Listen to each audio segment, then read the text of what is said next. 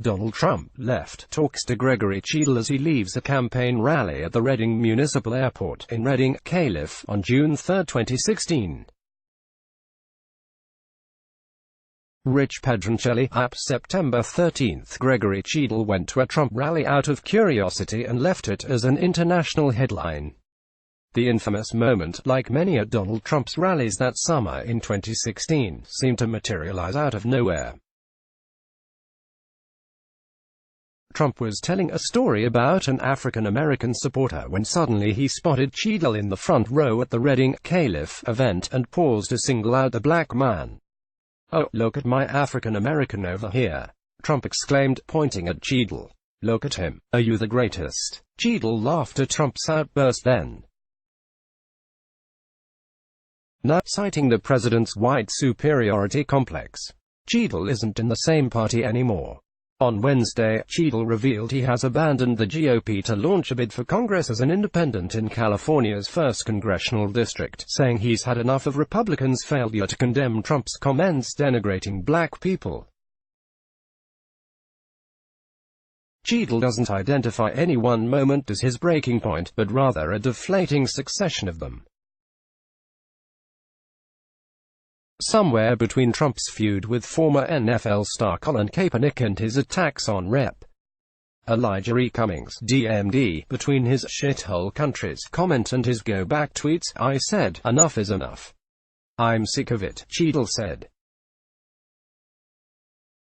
"I just hope this is a wake-up call for the GOP," Cheadle, who ran unsuccessfully for Congress 4 times as a Republican, told The Washington Post. "The GOP is going to be in the Smithsonian the way they're going. Their only concern is for whites. They don't care about the poor.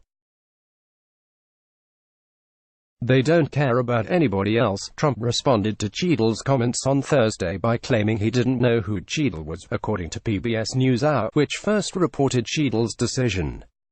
When a PBS reporter pressed Trump on the White House lawn about Cheadle's claim that the president is pursuing a pro-white agenda, Trump touted his backing from black voters.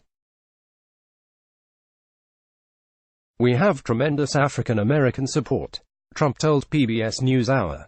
"I would say I'm at my all-time high. I don't think I've ever had the support that I have now. I think I'm going to do very well with African Americans. African American support has been the best we've had." His approval rating among African American voters is at 10%, according to the latest Washington Post ABC News poll. A July 30 Quinnipiac University poll found that 80% of African American voters believe Trump is a racist, a result that came on the heels of numerous explosive racial comments from Trump that month. How a racist tweet became a Trump rally chant in 3 short days. On July 14, Trump suggested that 4 minority congresswomen go back to the countries they came from, then shortly afterwards stood by while a crowd at his rally chanted, "Send her back," referring to Rep. Ilhan Omar Dimin, a Somali refugee and naturalized citizen. 2 weeks later, he called Baltimore rodent-infested, and said people there were living in hell, claiming that Cummings had done nothing to help them. The attacks were largely condemned as racist. Very few Republicans spoke out, and that's part of the problem, Cheadle said. "I just found myself in amazement with the GOP just remaining silent when this was just so wrong. These things are wrong. I'm tired of blacks being denigrated and disrespected. I'm sick of it. And the GOP has done an excellent job of fueling my disgust by the way they have been treating us." Cheadle, who joined the GOP in 2001, said that he voted for Trump in the general election but never really saw himself as a big MAGA guy. He didn't even consider himself a Trump supporter the day he went to Trump's 2016 rally. He just wanted to see what the reality television star had to say, only to become a part of Trump's campaign news. It was yet another moment critics described as evidence of Trump's racism, coming just after Trump's attack on a Mexican-American judge for his race. He came forward to NPR to explain that actually he was not a Trump fan, as the then candidate had assumed, but that he also was not offended by Trump's comment, seeing it as a light-hearted moment easy to laugh off with the rest of the crowd. He still sees it that way, he said Thursday. The only difference now, though, is I question his motivation for making that statement, he said. The 62-year-old real estate broker said he's been frustrated by Trump's tendency to exaggerate his support among black voters. Trump has frequently touted criminal justice reform and black unemployment numbers, while also attacking black celebrities for not giving him enough credit. But Cheadle said he was bothered by the Trump administration's plan to cut back food stamps, a policy that he said will only make the poor poorer and the rich richer.